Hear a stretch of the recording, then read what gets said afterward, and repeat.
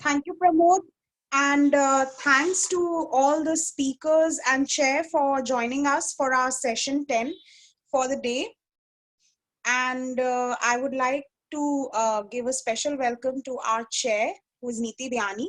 Neeti Biyani works on issues of tax and development, tax justice, illicit financial flows, and transparency in the global financial system. She previously worked with Association for Democratic Reforms on electoral transparency and holds a master's degree in international politics from SOAS, University of London. Currently, she works with the Internet Society. Neeti, I request you to please take it over from here. Thank you so much, Vijeta. Thank you. A very warm welcome to everyone joining us for the penultimate session of this conference organized by the Nepal Institute for International Cooperation and Engagement, the International Conference on Understanding International Migration. Special thanks in advance to all of our speakers and presenters today. I'd like to take a moment to give you a small sense of what to expect from the session and who we have joining us today. So this session, Immigration Around the World, will be populated by, first and foremost, Dr. Agatha Rogos, who is a postdoctoral fellow at Humboldt University in Germany. We will also be joined by Dr. Atinder Kaur, who is an assistant professor at Punjab Agricultural University in Punjab, India. We're joined by Himanshi, Bahl, and Radhika Sareen at University of Delhi in India. Mr. Pritom Hatimuria, who is a research scholar at University of Delhi in India. Mr. Indranil Das, who is a student at University of Calcutta in India. And finally, by Olga, Natasha, Hernández at the National School of Anthropology and History in Mexico. So very, very warm welcome to all of our speakers and presenters and audience members who are joining us.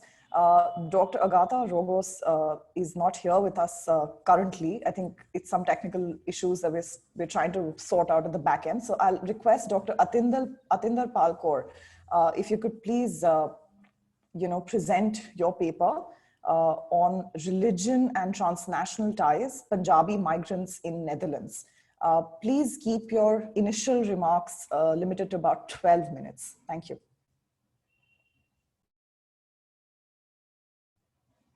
Dr. Kaur, you'll need to unmute yourself, please.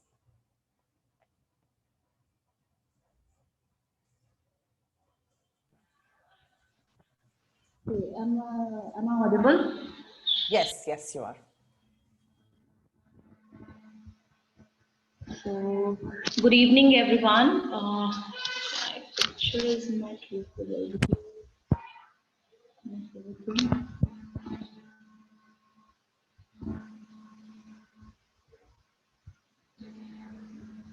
Okay, good evening, everyone.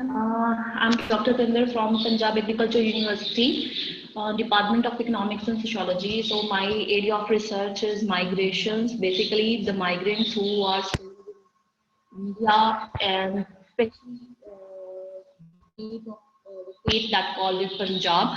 So I did ethnographic studies of the Punjabis. Those are migrants in Netherlands, and with that, how they control, how the religion affect on their lifestyle and the culture, and how they try to bind relationship with their Punjab, and how they maintain the transnational ties. So the topic of my today's presentation is religion and transnational ties, Punjabi migrants in Netherlands. So first of all, I'll give the brief introduction that is in which I talk about that religion and society, in which religion is always a binding force, and the society and the people of the society, they always they feel conscious, and they feel collective on the name of religion. And even the Durkheim, that the prominent sociologist in this thinker, he also talk about that the social solidarity, that the people of the same from the same background of religion, they have the collective consciousness and social solidarity. They have the we feeling and they feel attached with each other, and they feel secure, and they also share same culture and civilization when they have from the religion they belong. So the Punjabi society, in which we have a prominent religion that is called Sikh religion, and the Punjabis basically they follow the religion that is called Sikhs, and they are so bind with their religion. Their culture is based on their religion, and they are so connected with their religion. So what happened that when these Punjabis migrate to Netherlands, though India shared a very long history of Punjabi migrants. Punjabis, they started migrated before 1947. That everybody knows that 1947 is the period of India independence, and before India independence, we have the time period of Britishers. Then we were the colonized by Britishers. So during that time period, Punjabis started migrate to this. European countries, not in the European, basically the Myanmar, Rangoon, Japan, these countries as a India, as a Britisher army. So later on, what happened with the passage of time after 1947, this migration remain continue, and people and Punjabis move all over the world now, not in a single country where we can't see the Punjabi. So in the Netherlands, it is a very late. They started in 1970s or near to late 1960s. They adopt this area as their place of house, this home, and they started living in a small community. They are not in that majority in Netherlands, but they have some identity show there. How they predict their identity by by building their gurdwaras. That is the religious place. That is called the religious place of Punjabis, and they are started staying together. They are sharing their belief system, and their religious meetings are going there. So so during my visit, by case studies that I have done with the second and third generation of Punjabis. Basically, the second generation are those who migrated from Punjab during this late 60s, 1960s and 70s, and they started staying there. And later on, their families came, and the third generation, they are the one who born and brought up in Netherlands. They are the children of the second generations. So they and this study is basically try to understand that how second generation try to give such same religious beliefs and custom and tradition to the third generation that is living in the new globalized world, and they are living in a so modernized society and the Dutch society. So what I have done, the longitudinal study 2017, the first visit I paid in Netherlands, in which I did the participant observation by visiting gurdwaras in the Netherlands, that is called Sikh temples basically. And for in that visit, I attend the morning prayers that we have in the gurdwaras, and then the langar, that is called the common kitchen we have, in which we have dinner, breakfast, and lunch. Then later on, this discussions, I remained with them 2018-19 with my mobile phone talks and chats, phone.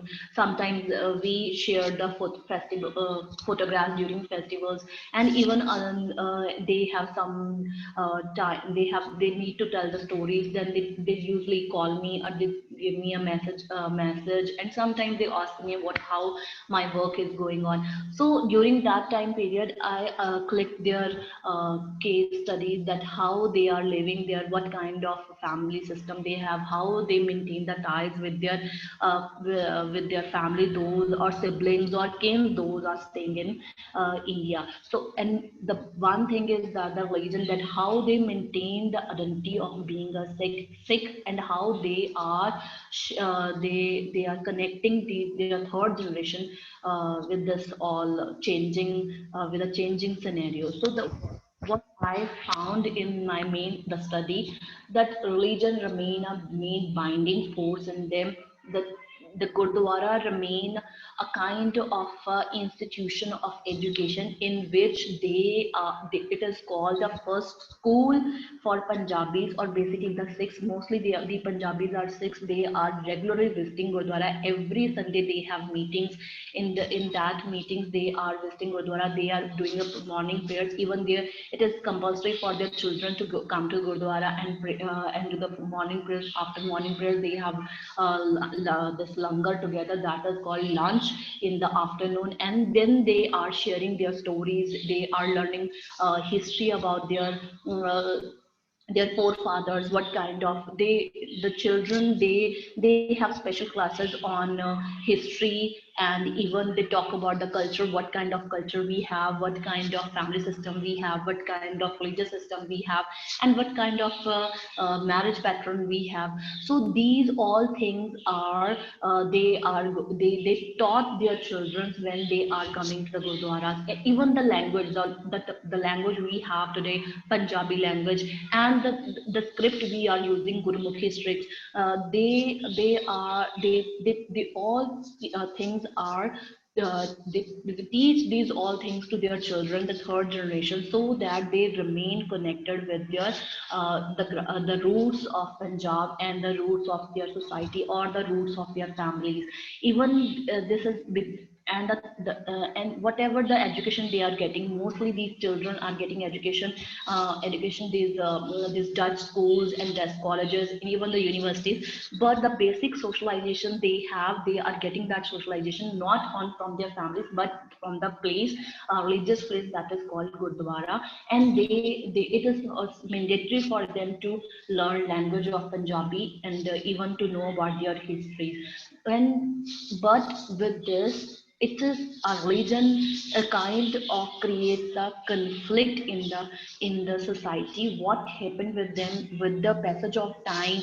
Many Punjabis are growing, and this caste system started growing, because we know that the India has this hierarchically divided according to the higher caste to lower caste, and the caste segregation we have.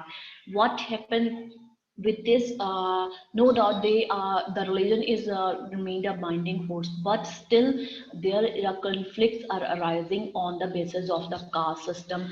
That in the, as we are our gurus, that our 10th guru of Sikh religion, he talk about that the equality and the commonness, and there is no differentiation of high caste or low caste. But still, in the religious places in the Netherlands, the conflict started arising on the name of the caste, and this gave to the birth of a different three type of gurdwaras in the Netherlands, that I'll talk later. Then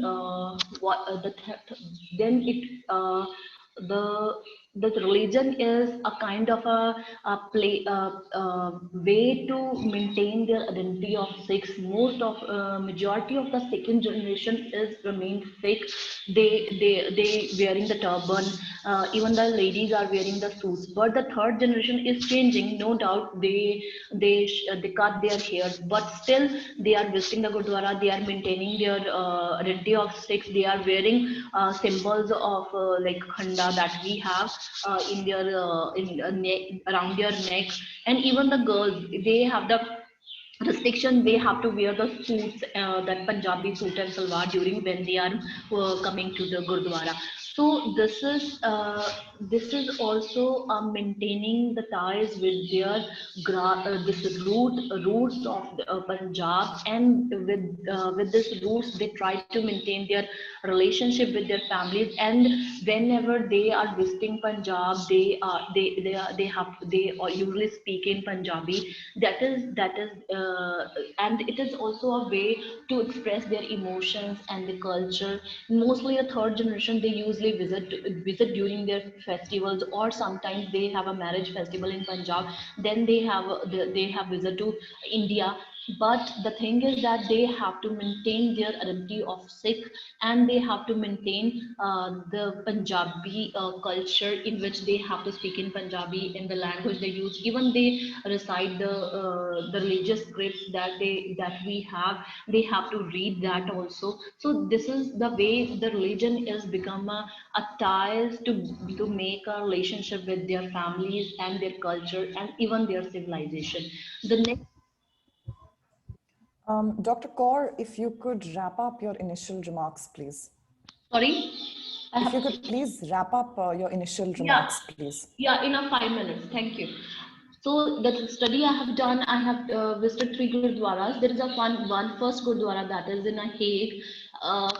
It's not the same gurdwara that we have in India, but still they try to maintain this, try to show this, this flag of Sikh symbol, and they also maintain similarly show in the mirror of the Gurdwara that belongs to a religious place.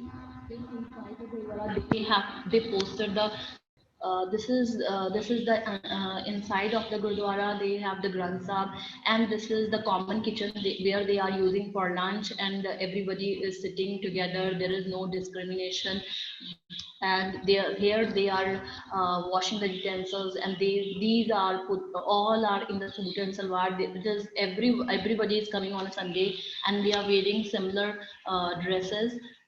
Then this is the second Gurdwara. It is also not as similar as in India, but still they are using the flags of this color, so that they can show that this is a religious place.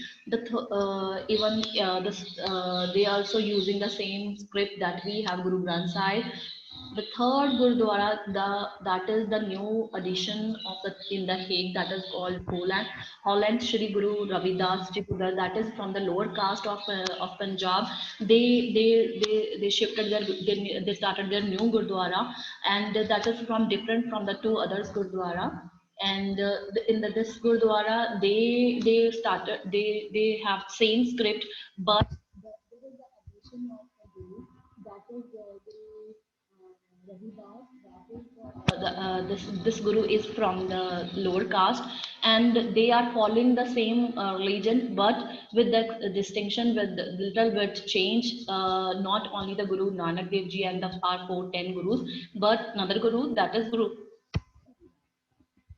And the last, they change the symbol also. There is a Pritom is here, but the Hari symbol is also there. That is related to the lower caste people.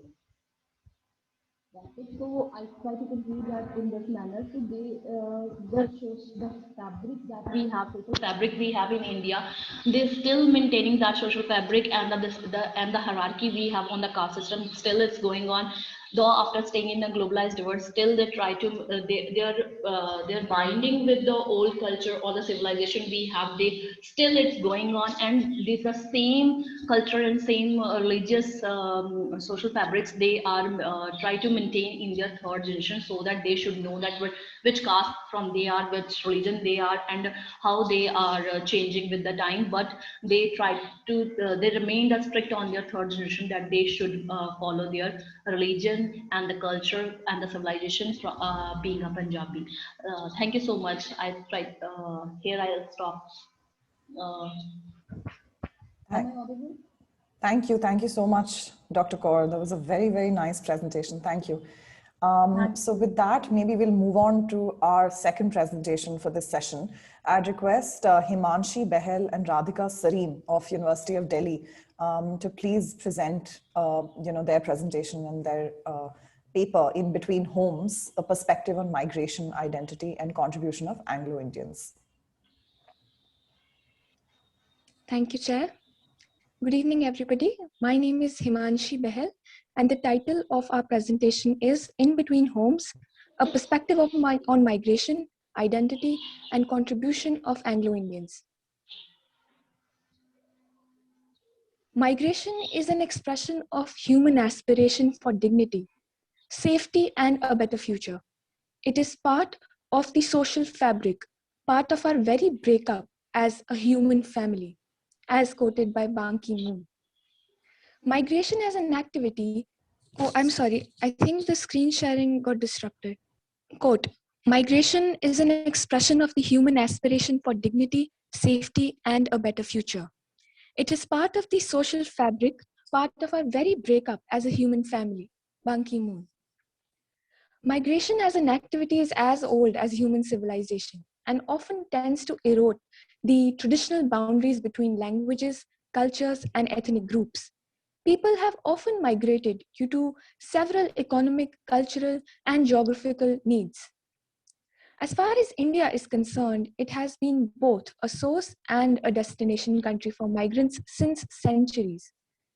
Tracing the migrant activity in India during colonialism, one can see several natives migrating outside mostly as laborers and foreigners coming in with the colonial forces.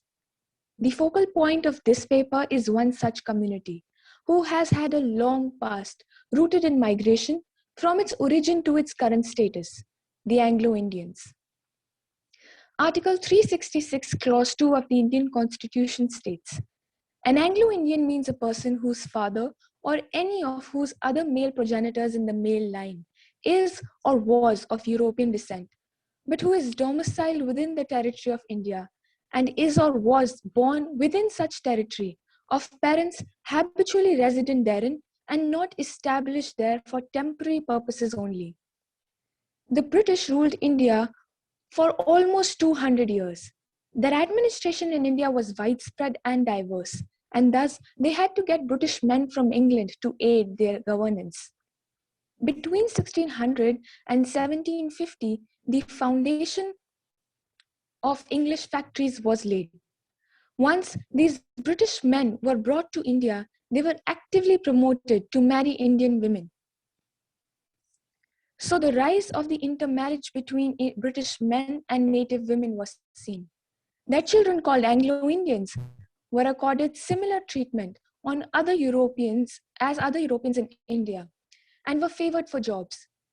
Till 1791, the community found positions within the government structure, such as in the public sector, in the subordinate grades. But after that, they were removed from the strategic positions of the East India Company. Only after they supported the British in the War of 1857 did they again receive this favored treatment and were given back some positions. They even got one seat reserved in the Central Legislative Assembly in 1919. One of the most difficult challenges that they faced in India was integration after its independence. Due to their mixed parentage, they were confronted with issues of social exclusion and injustice. Though the Indian Constituent Assembly granted them a status of a national minority and reserved seats for them in the parliament, the economic, social, and other cultural issues remained unchanged.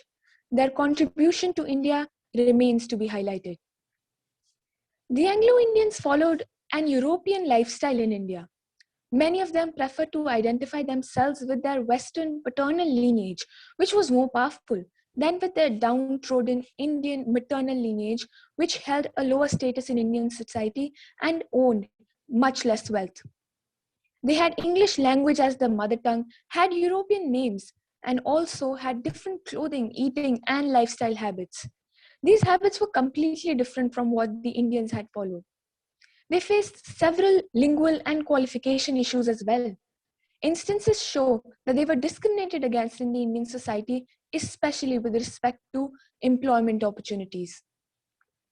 Richard O'Connor, in his paper titled The Anglo-Indian Diaspora, Post-Colonial Challenges, Connections and Contributions, mentions various examples of this discrimination.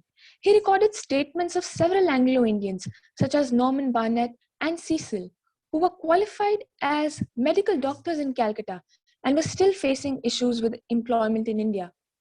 In another example, Moira Breen was denied a research position on nutrition at a leading Madras college since she was not considered an Indian. Due to this cultural difference between the natives and the migrants, many who could not assimilate within the Indian society chose to migrate. Some of the push factors were their inhibitions related to their economic and social future in India. Hence, high insecurity and dim future forced them to look outside India and migrate to more known locations in terms of language and customs. As a result of this, most of the community members prefer to relocate at different places. Now, I request my co-author to take it forward, please. Robin Andrews, in the research paper titled Quitting India, the Anglo Indian Culture of Migration, the fear of insecurity led them to migrate, and this activity of migration can be divided into three waves. The first wave of migration was immediately after 1947, when thousands of Anglo Indians left for England as they always considered it as their homeland. The second major wave was seen in the early 1960s, which coincided with India's decision to replace English as the national language. This further led to issues with employment and in living within largely Hindi-speaking community. At this time, several international companies were also being closed in India, taking away the few employment centers they had. Most of them migrated not to UK because of its stricter immigration policy, but to Canada and Australia. Since Australia dropped its whites-only policy, it became easy for several Anglo-Indians to migrate there. Finally, the third wave, which started in the 70s and is still continuing, is called the family reunion wave, under which people migrated and are still migrating to countries like Australia, England, Canada, and New Zealand. And now, according to Robin, some of the theories of migration have acted as push and pull factors for the Anglo-Indian migration, such as number one, adventure migration theory by Hamilton and Thompson, which states that people from the community migrated since they found it glamorous.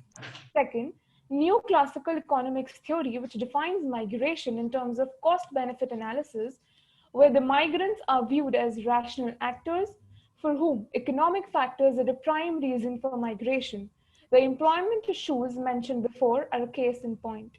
Third, the cultural migration theory can be mentioned. Introduced in Kendall and Macy's research, this theory says that more the number of family members abroad, more are the chances of migration. In this way, the aspiration to migrate is transferred from one generation to another. Migration then becomes a characteristic of them who move to a different place which feels more homely. This is considered to be one of the most prominent reasons for Anglo-Indians migrating to different places despite getting constitutional recognition in India. Here, economic, social, and cultural factors somewhat trump political representation. Apart from these theories, better social and economic conditions in countries like New Zealand, Australia, and Canada attracted the migrants who got an opportunity to establish their identity in those places. Search for a homely feeling led them to relocate from India. Many feared losing their identity if they stayed in India. Those who would not migrate felt the need to state the reason for the same. This shows their ardent desire to relocate to other places. After understanding the push and pull factors, it becomes important to analyze the impact that this migration has created on both the source and the destination countries. As a case in point, we can see the Anglo-Indian community that migrated to Australia. It has worked hard to make it the world champion of hockey. Knowing the game since years, they raised the Australian team to such a level. In the same way, they contributed to several fields such as music, education, and so on. With these contributions, they have not only impacted Australia, but have tried to create a space for themselves at the world stage. Therefore, the migrants have the capacity to build huge economic and social capital in the country they migrate to. At the same time, hockey as a sport suffered in India during the times when Anglo-Indian migration was high. The repercussions can still be felt in India as the music that they brought with them, that is jazz, is on the verge of extinction.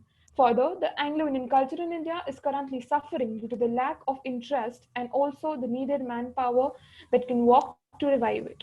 Thus, it can be said that due to the process of the Anglo-Indian migration, we find less number of the community members residing in India. Most of the affluent people have chosen to migrate, while the others who cannot afford have been living in the country forcibly, trying to make adjustments and assimilate within the diverse Indian society.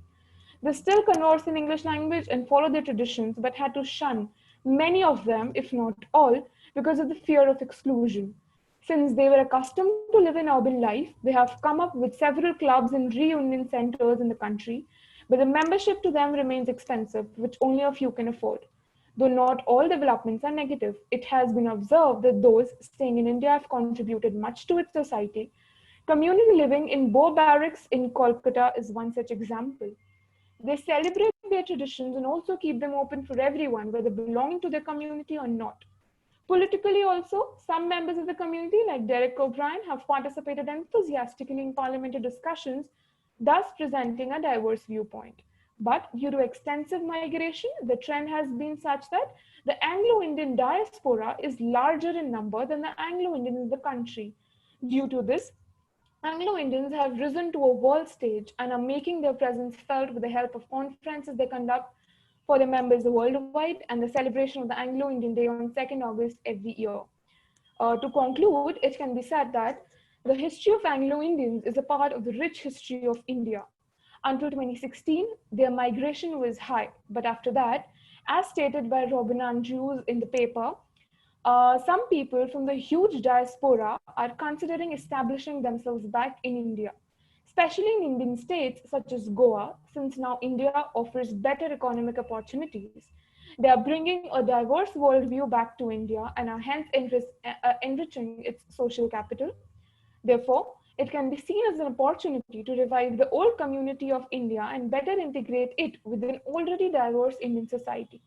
Also, the Anglo-Indian community, especially with its huge diaspora, presents an opportunity for leveraging India's soft power. India should try building up a cultural network with the community staying in India and abroad to spread its influence across the world. With the tagline, Unity in Diversity, India can showcase its uniting and multicultural nature in times when sectionalism, regionalism, and divisive right-wing politics dominates the world. Thus, the example of Anglo-Indians have shown both the positive and negative effects of such migration. Sociologically, politically, as well as economically, Anglo-Indians, a community that emerged out of colonial policy of the British, have made an attempt to alter the world to a large extent. Thank you. With this, we come to the end of our presentation. I would like to thank Nepal Institute for International Cooperation and Engagement for providing us with this platform. We would also like to thank the audience for being patient listeners. Thank you so much, Radhika and Himanshi. That was quite a brilliant presentation. Could I invite Pritom Hatimuria of University of Delhi to please present his paper on exploring the idea of home or homes among the Afghan migrants in America, which is based on a study of Khaled Hosseini's The Kite Runner. Okay, am I audible and visible, ma'am? Yes. Okay, so hello everyone, my name is Pritom. Well, the title of my paper is Exploring the Idea of Home Among the Afghan Migrants in America, a study of Khaled Hosseini's The Kite Runner.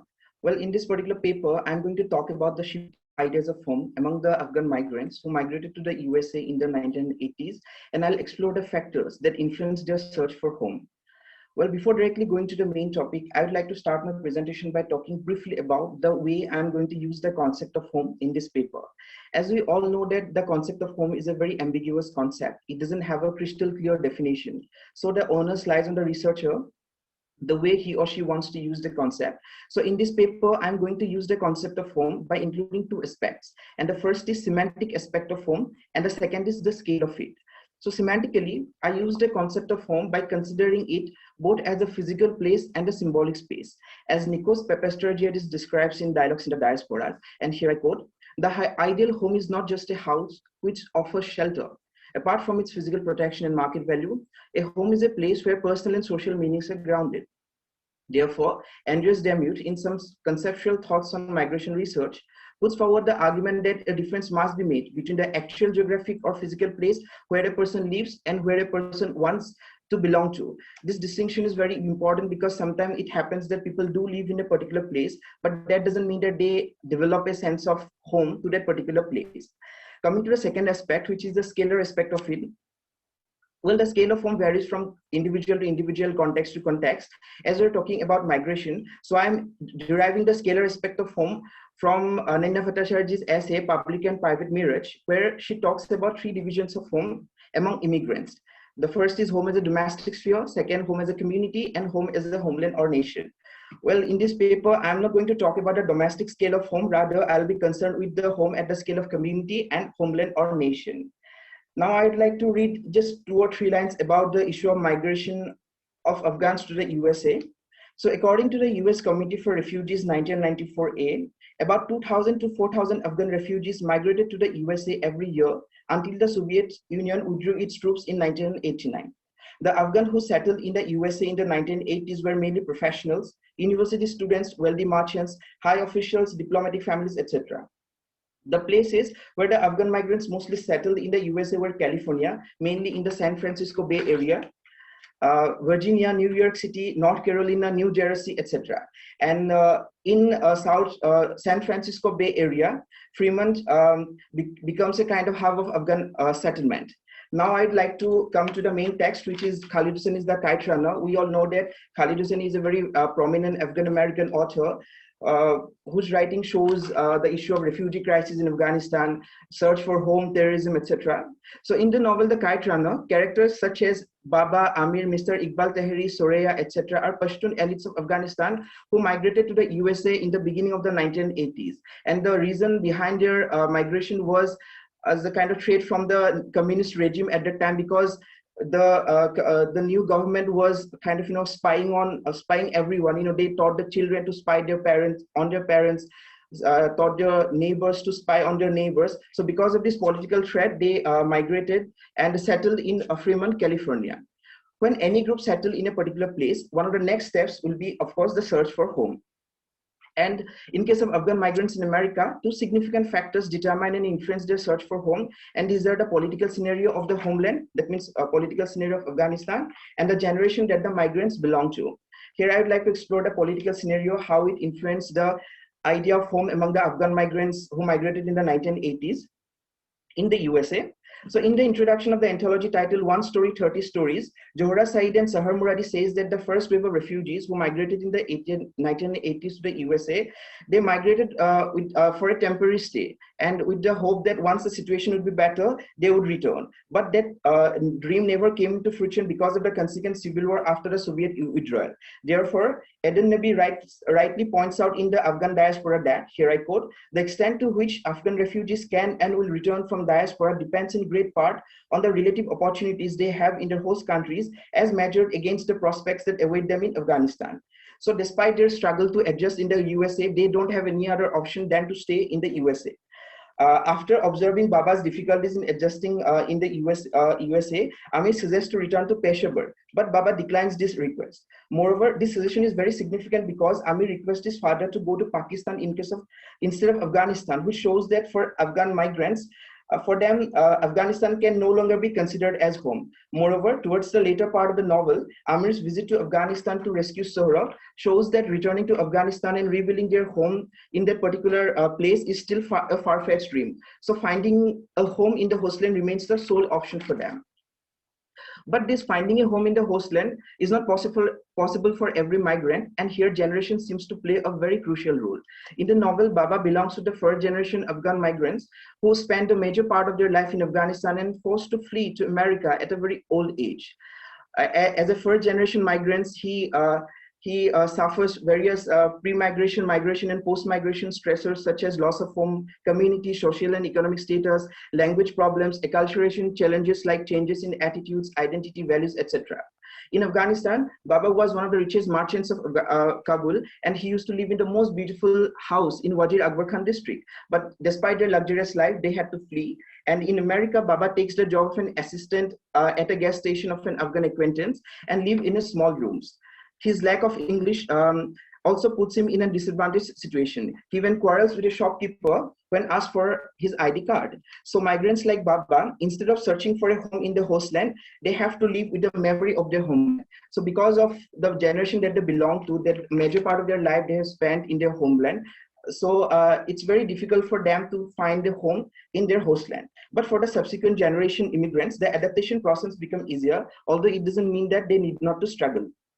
Here I consider Amir as 1.5 generation because he migrates at such a time, at the time of his adolescence rather than being an adult. Regarding the 1.5 generation immigrants, some of the characteristics mentioned by Nadia Anisa Benjamin in the ethnic identity journey of 1.5 generation Asian migrants college students are adaptation in the new land, aiding their parents in the process who are lost in the new land and learning the English language. They also face the parents' reluctance to make their hostland as home. They try to adapt to the new culture while immersing into the native culture at home. Thus, despite their long stay in the USA, they retain their ethnic characteristics because their parents carry with them their native language, values, and the dream to return to their native land one day. For instance, if we come to the novel, we can see that Amir has to help his father in adjusting life in the USA. He has to insist his father to learn English, which is completely ignored by his father. Moreover, even he has to seek an apology from people for Baba's rude behavior in California. But an effort is seen in Amir to adapt in the hostland. He embraced America because it has given him, in his own words, place to bury his memories. He completes his education in the USA, acquires proficiency in the English language, and writes novels in that. Throughout the novel, a strong communal affiliation and an attempt to retain the native culture are seen among the Afghan migrants in the USA across generations. On the day of Amir's graduation from high school, Baba wears his brown suit, which he used to wear in Afghan weddings and funerals. Amir and Soraya's marriage is done with proper Afghan tradition. So for migrants like Amir, it is the close tie with the Afghan people and the recreation of their native cultural practices in America over time that help them to build a sense of home in the USA. Although Amir and Soraya shift from Fremont to a Victorian house in San Francisco's Bernal Heights in 1991, the communal tie is still very strong. In the December of 2001, when he receives a call from Rahim Khan, where Rahim Khan invites him to go to Pakistan.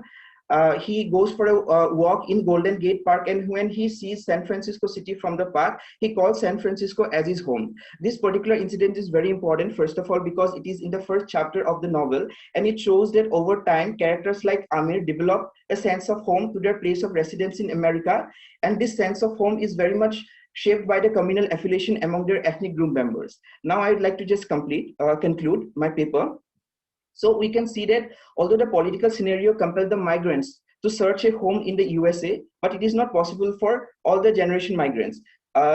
Instead of the first generation, we have seen that it is the 1.5 generation for whom the achievement of a home in their hostland is possible.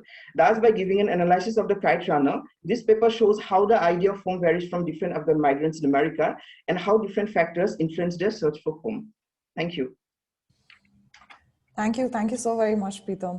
We'll move on to our next presenter for today, which is Indranil Das. He is a student at University of Calcutta, and he will be presenting his paper on reclaiming mental health, exploring the means to mitigate the invisible wounds of Syrian migrants. Over to you, Indranil.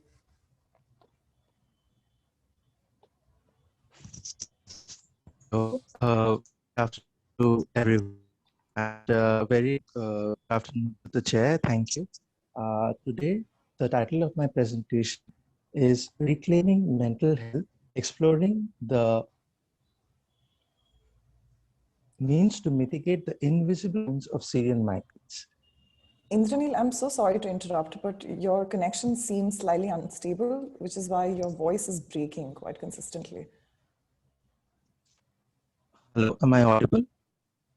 Yes, you are. Maybe for the purpose Hello. of this presentation, you could have your camera off, so it'll take some load off of your Wi-Fi. So, the Syrian refugee crisis, which has displaced more than 6 million Syrian citizens, has adversely impacted the mental health of millions of people fleeing war and persecution, many of them now estimated to be living in prolonged displacement from their homeland.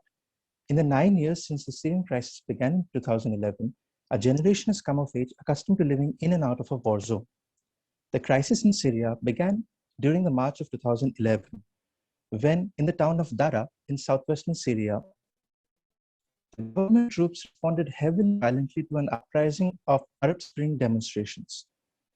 The pro-democracy supporters were brutally responded by the Assad regime troops, and thereby in July, some of the protesters started shooting back, and even some of the men from the Syrian army even defected to form the Free Syrian Army, and the uprising thereby became a civil war situation. As the years went by, this domestic civil war became the site of a multidimensional conflict with complex alliances formed between various regional stakeholders fighting their inner wars. Now, Syria is in ruins, with an estimated 6 million of its people being displaced, many of whom are living in refugee camps, with the biggest brunt falling to neighboring Lebanon, Jordan, Palestine, Turkey, and Europe. The burden and politics of war for those fleeing from their homeland to seek asylum for protection from persecution find themselves under the terrible crossfires of a new set of challenges. That is, a politics of life, protection, and victimhood. With more global attention and modern day mass media coverage of these atrocities, people cutting across borders are able to see today the refugee crisis taking place right in front of their very own eyes in next to real time. People are able to see the gravity of the case of refugees as more compelling now, and thus increasing pressure on countries. When refugees the shores of safe countries, the trips they endure are fraught with violence, sexual assault, human trafficking, and discrimination taking place. Refugees risk everything to try to find a safe haven, but they soon realize they have very little support in doing so. Domestic countries get divided on the issue of opening their doors or pulling the drawbridge, with many viewing them as nuisances, even though they send aid and make promises from afar. However, in the midst of this discussion on the statistics of war, the importance given to the conditions and well-being of the refugees remains perhaps the most under-addressed issue of the conflict. Now, through this paper, I would like to touch upon three aspects today. Firstly, on the discourse analysis of the existing power relations on the refugee crisis. Secondly, I would like to explore the option of telepsychiatry using the method of e-conferences, video calls, and video conferences to cut across the borders and through cost-effective measures provide online counseling to refugees who seek mental health counseling sessions. And thirdly, using the toolkit of social constructivist approach of international relations in order to explore two very important aspects. Number one is to explore the motive of the state's actions, as if why the states act the way they do. And secondly, deciphering the limitations of states' actions. First up, the problem with the dominant discourse today in international relations and the existing power relations they perpetuate on the refugee issue. The notion of humanitarianism and the political derivative humanitarian intervention. We need to save them. We need to go with our troops and we need to save them in the foreign land. This particular narrative exploded onto the scene of international relations a few decades back. With it, the idea of politics of protection gained currency with regard to the collateral outcomes of a conflict which escalates to becoming a threat to international peace and stability. Thereby, the complex politics which plays out from the host nations who are taking up refugees, albeit, but they project a sort of dualism in this politics. When it comes to the question of accepting, the problem of such a discourse actually stems from the limitations of the neorealist and the neoliberal assumptions on the issue. Two of the dominant approaches in international relations today, that is the neorealist and the neoliberal paradigm, whereby the neorealist school, with its overemphasis on the importance of anarchy as an international system, where there is no overarching authority to govern the state behavior, and a situation of permanent insecurity, forcing the states to take two motives, self-help and survival, as the key to continue their international politics. And the neoliberal paradigm, which forces states, or instead of forcing, rather let's say, which makes the states view particular problems through the overemphasis on international institutions, trying to fix the gaps just through mobilization of particular resources and the overemphasis of international regimes, that these are the norms that we have to follow by. They actually diminish the ground reality problems that take up the non-state actors on the ground. Next up is the discourse analysis approach on the existing power relations on the refugee issue. Therefore, what we see is that the small concession that the new approaches make to the importance of the role of ideas in international relations is still limited within the individual sphere of the actors and still under the gaze of very eyes peeled on the satisfaction of the state's self-interest. The cycle of frustration comes about as we explore and really tap into the problem of inaction, subtext within action, which is as a result of the viewing of the issue through the wrong lens. What the two dominant paradigms of IR fail to take into account is that states there engaging in wars, atrocities on the one hand, and playing the politics of humanitarianism here with the ideas of aid and protect outsiders are conceptually incapable of overcoming its limits. Here, two ideas are very of equal importance to be explored. Firstly, the idea of humanitarianism, as argued by Michel Foucault, is as much a part of the technologies of power of the modern nation state as are all other general forms of public services. The manner in which humanitarian governance today acts and is packaged to us in the light of modern nation states is used to make sense of the state's categorizations of various groups of people who are deserving of protection, who could be trusted in protecting and who could be not. The element of doubt and the sense of the inherent racism that entails within those doubts. Whose life mattered more than others, and what justificatory discourses may be offered towards this end. The emphasis here is on the politics of race and nationalism. The modes of the othering is in action here that would separate citizens from outsiders or make a group of citizens worthier than others, to deny certain rights to the outsiders and groups that are perceived as hostile to the national well-being, and provide the nation state the justificatory grounds to manage the humanitarian tasks in a fiscally responsible way. And there is a second trap, which talks about the responsibility of the states to simultaneously care for the emotional health of the domestic population who require guarantees of sanity in their compulsive practices of limits. The second key idea in my paper is of Jacques Derrida, who emphasizes on the point of the notion of hospitality to asylum seekers which suffer from serious limitations. It's the notion of hospitality is not just about the cosmopolitan idea that every time the nation will be giving an unconditional support to the incoming and influx of hundreds and thousands and millions of refugees.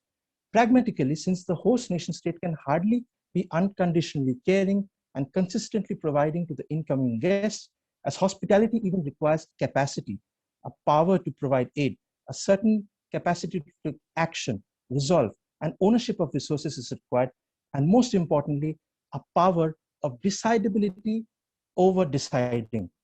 What happens, therefore, as a consequence is that the host nation state exercises a degree of immense control over their guests, since the host state may also have certain unconditional demands of their own, both against the material capacity of the host country and compromise the host's sense of identity and ownership.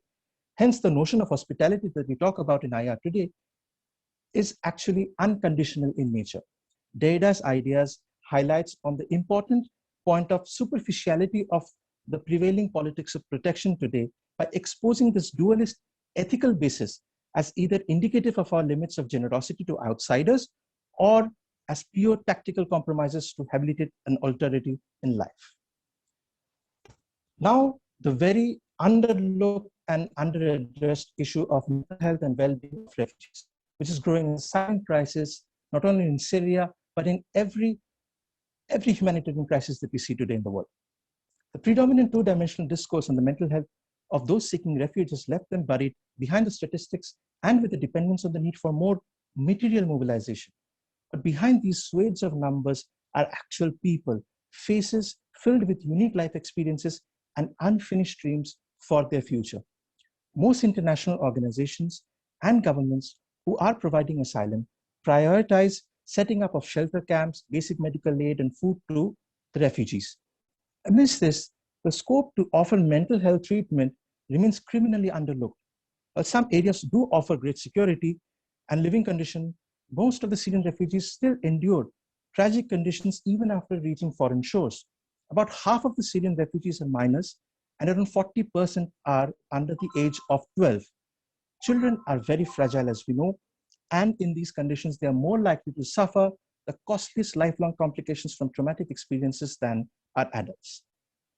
A study published by the German Federal Chamber of Psychologists estimates that many as half of all Syrian refugees residing in Germany experience some sort of mental health issue.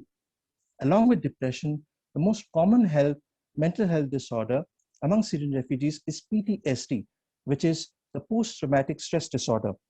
Yet only one in 4 PTSD sufferers living in refugee camps receive treatment.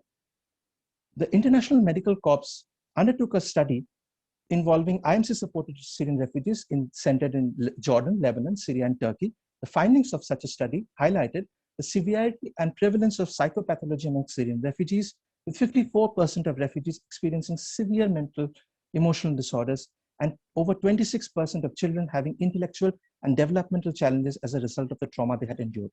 These studies unequivocally demonstrate the substantial proportion of Syrian refugees suffering from mental illness without adequate treatment. Now the challenges on the ground.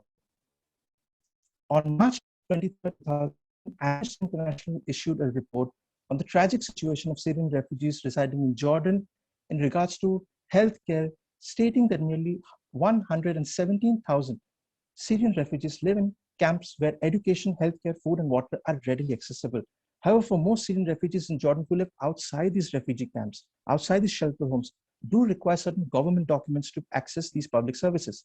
Those who unofficially leave a refugee camp and thereby are not eligible to receive any of these government documents, leaving them without access to public services and reliant on private donors and humanitarian aid, which comes seldom in nature.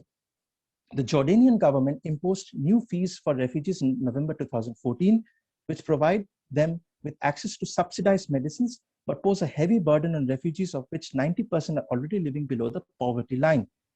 There is an unusual lack of mental health professionals, such as psychologists and bilingually trained social workers in Turkey and Syria, due to the absence of academic psychology programs and inadequate institutional oversight.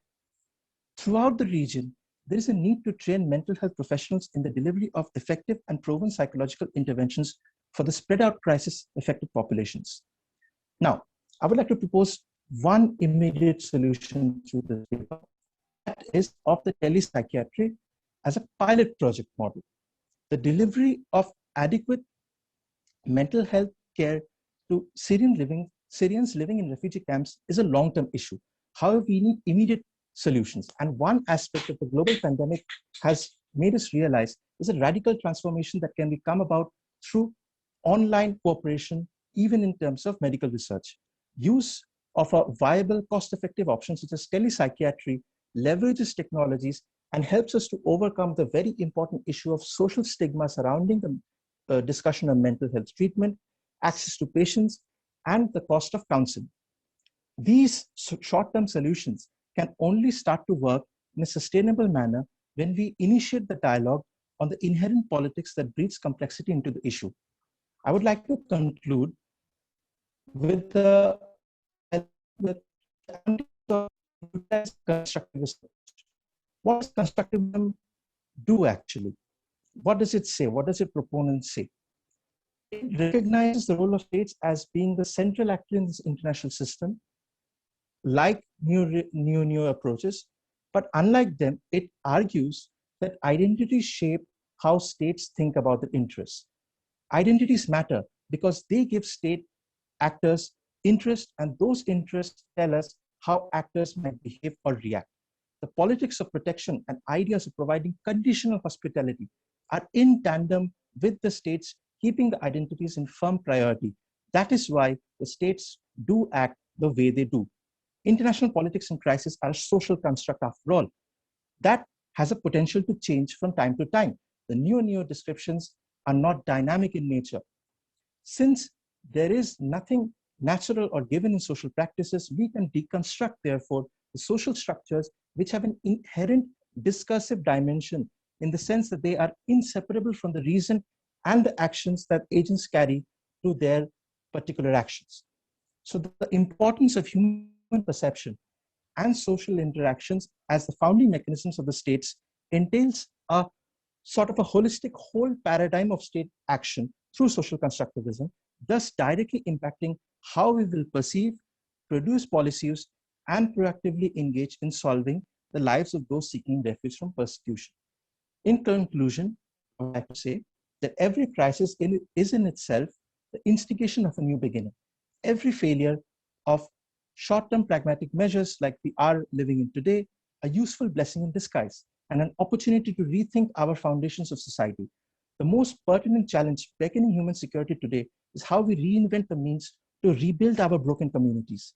As the trauma left over on the Syrian migrants they were exposed to won't just affect them on a personal level, but on the whole society, because this will be the generation that will be rebuilding their homeland when they go back.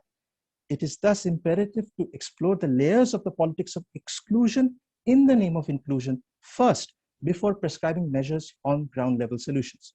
This crucial juncture of exploring the motive and deciphering the limitations of the state's actions is where we truly need to revolutionize our approach in terms of healing and mitigating the invisible wounds they carry from the scourge of war.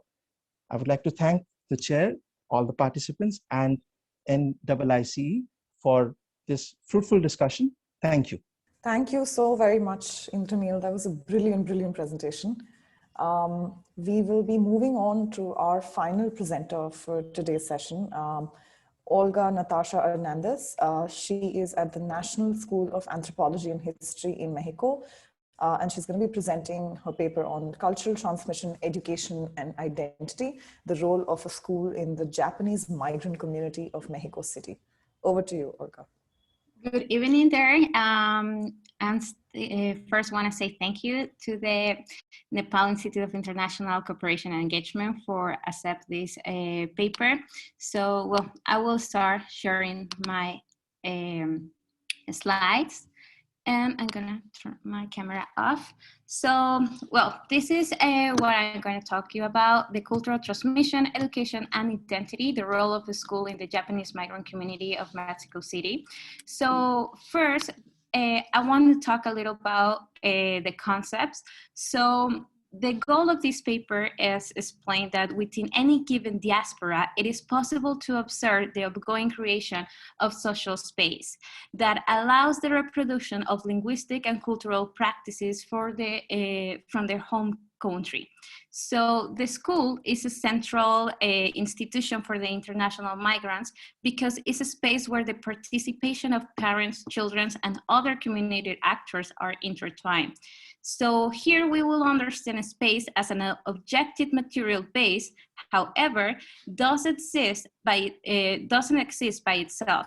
The space and all its features exist in relation to a social group that organizes it and navigates with it under their own norms and structures. So consequently, a space is where a group's social institutions materialize. So one of those institutions that we're going to put our focus is the educational institution, since serves as the primary function of transmitting, socializing, and reproducing culture, including value systems, as social guidelines, and as well as norms, customs, and traditions. And well, this is the basis in the process of enculturation. So, well, here also we're gonna think that the education is the social process by which the individuals learns ideals of how to be in order to gain validation from recognized members of the group. The school is of great interest in anthropological studies because it is where the young members of the society systematically acquire the praxis and symbolism needed to reaffirm the cultural continuity of the group they belong, and later on occupy the roles and positions of their predecessors. So school is often also very good to study the parallelisms with the society to which it belongs. The power dynamics of the society are reflected in the school management, curriculum, and social actors. Therefore, it is possible to observe socioeconomic stratification by class, ethnicity, through the prints of the classroom. So, well, we're gonna talk about the Japanese migration and the Japanese community in Mexico City. For this, I will give you a very brief introduction of how they got here. So we're gonna go back to the Meiji Revolution. We have the agrarian reforms that led to the migration to the cities in Japan. Then a growing unemployment and overpopulation crisis happened, and this encouraged the Japanese Empire to the Japanese Empire encouraged their subjects to migrate overseas. So we're gonna have that the first migrations of Japanese at Mexico happened at the latest years of 1800s, and we have the first school of Japanese migrants in 1900s. So, well, the Aurora School was very important. It was in a place where no schools were in Mexico, and well, they thought about the schools in a first moment to teach their kids Japanese because this migration was temporal. They were looking to get wealth and then go back to Japan. Of course, this didn't happen, and the school just developed to keep teaching elementary education, not just to Japanese, but also to Mexicans. Later on, before the World War II, we have the Rio Mayo School at the northwest of Mexico. This school also was thinking about teach Japanese kids the language and customs, since it was imminent war, and they thought they were going to be deported back to Japan, so they needed their kids to speak the language. Well, the Mexican Japanese were never deported. Instead, they were relocated in the center of Mexico, and here is very important because it's the first time we have a population very concentrated in one specific geographical area, which is Mexico City. And after they overcome a crisis of housing and jobs, they start thinking about other necessities. One of these was the education and the transmission of the language and Japanese customs to their offsprings. Well, the school I'm gonna talk about is Chuo Gakuen. Chuo Gakuen is one of the 4 schools created during the Second World War. This was in a specific created in 1944. And we're gonna see that Chuo Gakuen, as the other schools, have the same goal: teach Japanese language, customs, and well, the thing with, I wanna tell you this quote. Is from an interview I conducted in February 10 in 2017 from a former student. And she told us that the education in Chuo Gakuen was pretty much the same elementary education they could have in Japan. At the beginning, the school was organized by parents, but after they brought here a teacher who gave them the same structure as the Japanese elementary school. They had the language, reading, writing, they study kanjis, how to search in dictionaries, conversation, poetry, they have art classes. They were not allowed to speak in Spanish. In the case they do it, there will be punishment, like clean the bathrooms. And well, even Chuo Gakuen had a function of an international school, even though it wasn't a school, how to say, admitted or accepted by the Mexican education secretary. But some Japanese,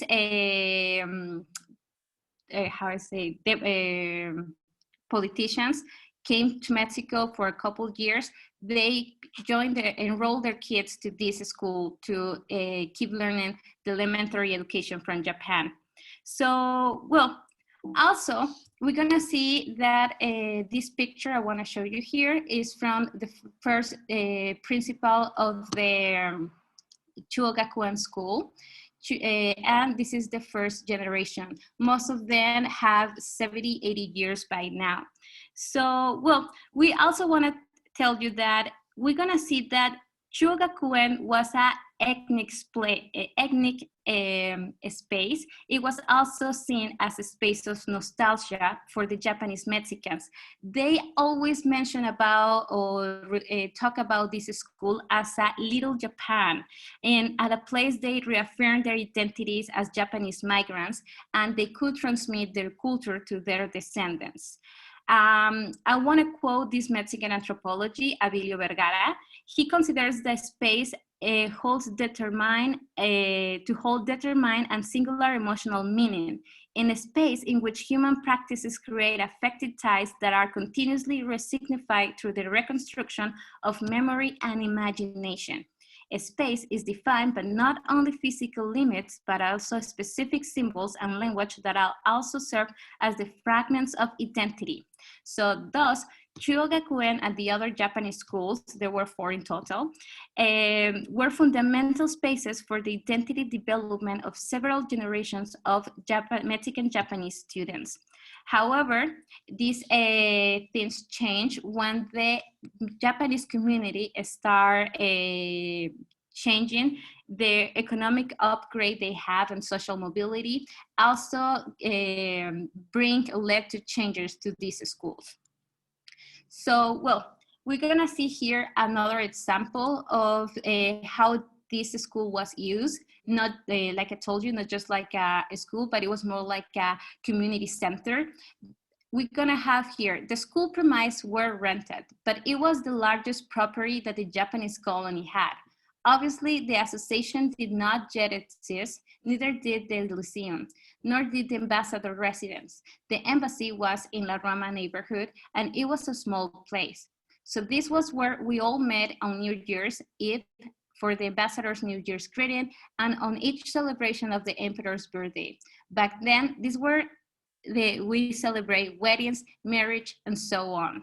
A lot of people talk about this, that, for example, their little businesses start here. They have these little festivals or fairs where they could go to sell food and other things they have. Well, we're gonna see that after this, we're gonna have social changes and international conflicts. So Chuogakuen represents an extraordinary example of how the upward economic mobility of the Japanese community affected the continuity of this institution. Well, Japan started investing in Mexico very early, in 1960s and 1970s. So this initial investment in Mexico caused important changes in the way the Japanese community interact with the Mexican society, especially among the political and economic elite. So after this is in 1977 when the Mexican-Japanese Lyceum, a new international school that now has a Mexican national curriculum and a Japanese curriculum, was opened. The principal of Chuogakuen and the teachers of Chuogakuen at the other Japanese school transferred to this new Lyceum. So here we have a dilemma. All these schools start to close down. This also happened to Chuogakuen. Although the administration of Chuogakuen decided to keep open.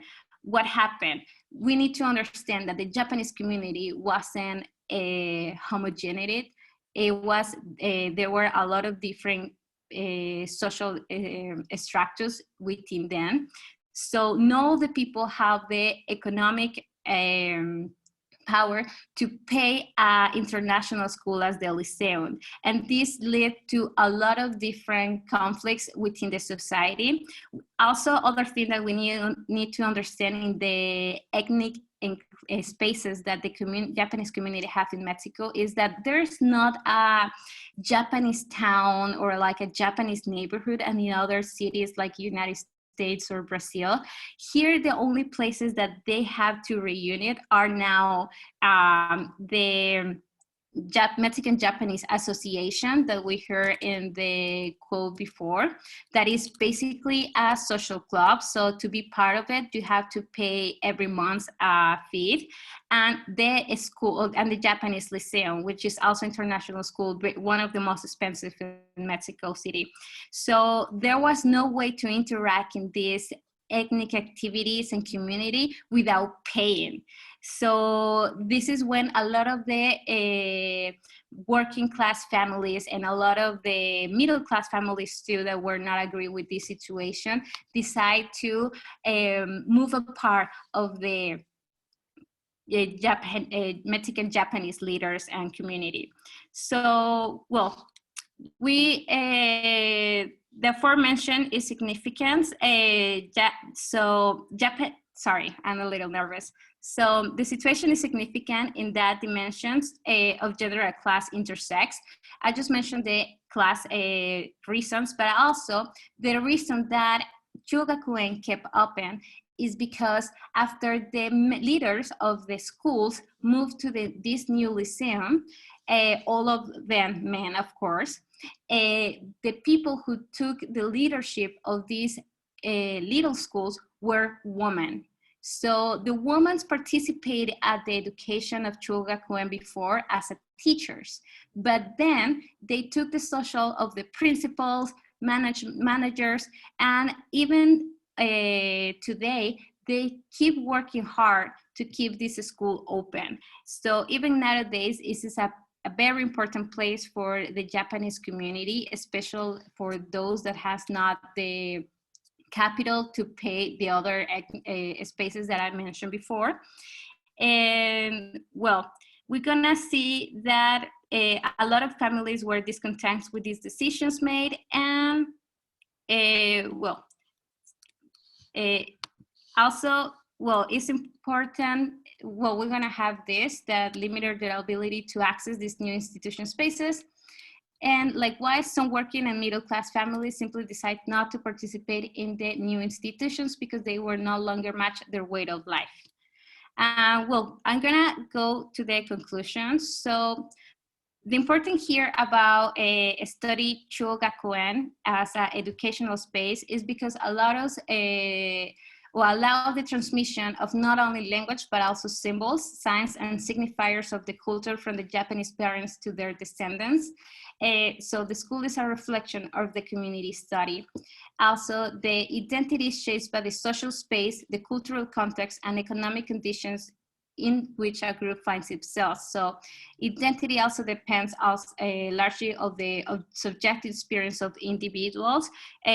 Something that we like to add as well is that some of the conflicts that we had, especially during the Second World War, is that some families were in this dilemma that after the war, Mexico segregated Japanese a lot, and they were thinking that assimilated to the Mexican society, it was better. So they stopped speaking Japanese. They stopped transmitting their kids their customs and traditions. But some of them decide that in order to reaffirm their identity as Mexican Japanese, or Nikkei as they refer themselves, it was important to keep the language and these traditions. So, well, thank you for letting me speak. I was very worried about the time, so I tried to do as fast as I could, but well, thank you. Thank you so much, Natasha. That was a very nice presentation. With that, we've concluded the presentations for this session. There is one question from the audience until now. If there are more, I request Nice to please forward that, to the chat. And I'm assuming that this question is for Dr. Kaur, Dr. Atinder Kaur. Our audience is asking you, what is the relationship between Sikhs from Punjab and Pakistan and other Hindu Punjabis? So if you could please answer that question. See, the Punjabis, those are from Pakistan and from Punjab, they are almost similar because before 1947 we don't have any partition, and Punjab is one part of Punjab is also now in Pakistan, that is Lahore side, and we have one Gurdwara of this our first Sikh Guru, that is Guru Nanak Dev Ji. His birthplace is in Nankana Sahib, that is in Pakistan. So the similar Sikh religion followed by the Punjabis who are staying in Pakistan, and similar religion is followed by Punjabis those are staying in Punjab. So we have two sides of Punjab. One is called East Punjab, one is called West Punjab. So there is no difference between these. And the second, the Hindu Punjabis, they are basically the Punjabis who are staying in Punjab. They call themselves Punjabis, but here I'm talking about the particular religion that is called Sikh religion. The study I have done in the Netherlands, they are the Punjabis. They have the religion is basically Sikh religion. They are not from the Hindu religion. So they are staying in Punjab. They are from the Punjab. Basically, we have three main parts of Punjab, that is called Majha, Malwa, and Doaba. They are basically the land that is called Doaba. They migrated from Doaba and they started staying in Netherlands. Am I right with the answer, or am leaving something? This is the all question about this Punjabis in Pakistan and Punjabis in Punjab, right? Indian Punjab and the Hindu Punjabi, right? Yes, you're right. You're right. Yeah. Dr. Kaur, there is another question from you, just from Facebook, our audience which is viewing this conference on Facebook at the moment. What is the situation of Punjab in Pakistan? We know that Punjabis migrated to India from Pakistan, but are there any trends of Punjabis migrating to Pakistan from India during the partition? During the partition, actually, my area of study is not about this. I done my research on that what is the effect of migration on the women left behind. That is my PhD work. Now I'm recently just working on the diaspora, that the Punjabis, those are staying in the other countries, basically the European countries or Canada. So mostly the Punjabis who are visiting to Pakistan, they are just mainly they visited during the first Guru. That is, again I'm mentioning the name of the Guru Nanak Dev Ji, during the time of their his birth date, that is in that we have every years after Diwali. So most of the Punjabis, they paid visit during that time period to the Nankana Sahib Gurdwara. Other else, I can't say that I have any much information that people are migrating from Punjab to Pakistan. Mostly the Punjabis, those are staying in Pakistan. They are before they migrate. They were those Punjabis. Those are staying in Pakistan before 1947. No doubt 99% came to India, but still the Punjabis are there. Even during my this Netherlands visit, I met many people, many Sikh Punjabis. Those are staying in Afghanistan. They didn't come back to India during 1947. Rather, they started staying in this Afghanistan and Pakistan, and they adopt this as a home and they live there and their families are there. So I have this much knowledge. Yeah. Thank you, Dr. Kaur. I think that wraps up our interaction with the audience. And once again, I'd like to express my gratitude, and on behalf of NIS as well, to all of our presenters and speakers today for taking out your valuable time to present your papers. It was an absolute pleasure having you at this conference. And I think, Pramod, we can wrap up this session with that. Yes. Thank you. Distinguished chair and speakers, ladies and gentlemen, we have now come to the end of the 10th session. It is my honor to propose a vote of thanks on behalf of NICE to all who have graced us with their presence. and contributed their part to make this event a resounding success.